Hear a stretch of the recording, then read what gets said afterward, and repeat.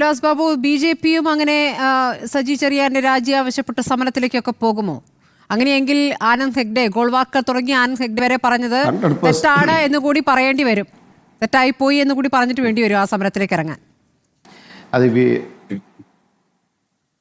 സ്മൃതി madam, വിമർശനവും അവഹേളനവും തമ്മിലുള്ള വിഷയത്തിൻ്റെ വ്യത്യസ്തതയെക്കുറിച്ചും വിചാരധാരയെക്കുറിച്ചും ഇതിനെക്കുറിച്ച് നമുക്ക് റിപ്പോർട്ടർ ചാനലിൻ്റെ കോൺക്ലേവിൽ വിശാലമായി ചർച്ച ചെയ്യാവുന്നതാണ് 100%.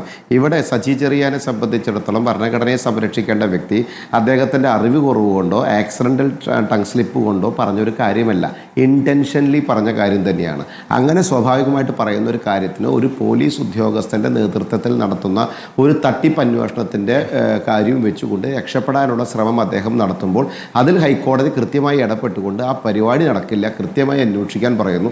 ആ അന്വേഷണ റിപ്പോർട്ട് പരിപൂർണമായി വരേണ്ടതുണ്ട്. ആ അന്വേഷണ റിപ്പോർട്ടിന് മുമ്പിൽ ധാർമ്മികമായിട്ടത് ശരിയല്ല എന്ന ഉത്തരവാദിത്ത ബോധമുള്ള മന്ത്രി എന്ന രീതിയിൽ സജി ചെറിയാൻ അംഗീകരിച്ചുകൊണ്ട് ആ പരിപാടി അവസാനിപ്പിച്ച് കസേരയിൽ നിന്ന് അദ്ദേഹം രാജിവെച്ചില്ല എങ്കിൽ സ്വാഭാവികമായിട്ടും ഞങ്ങൾ അതിൽ ശക്തമായി പ്രതിഷേധിക്കും.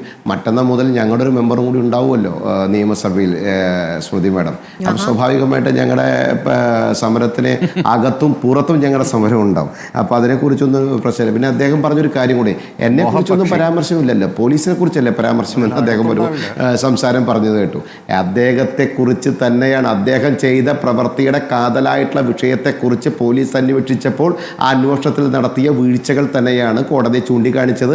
അതിൻ്റെ കാതൽ ഇഷ്യൂ എന്ന് പറയപ്പെടുന്നത് അദ്ദേഹം തൊട്ട് സത്യപ്രതിജ്ഞ ചെയ്ത സംരക്ഷിക്കപ്പെടേണ്ട, അദ്ദേഹത്തെയും സംരക്ഷിച്ച് മുന്നോട്ട് ശരി, നമ്മുടെ സമയം കഴിഞ്ഞതുകൊണ്ടാണ്. വളരെ നന്ദി റോജി എം ജോൺ, ഡോക്ടർ വിമർശനവും അവഹേളനവും തമ്മിലുള്ള ചർച്ച നമുക്ക് നടത്താം. സ്മൃതി മേഡം നടന്ന ചർച്ചയിൽ ഞാൻ വന്നോളാം. ഓക്കെ, അഡ്വക്കേറ്റ് ഉല്ലാസ് ബാബു, ഒപ്പം തന്നെ ജോർജ് പൊടി.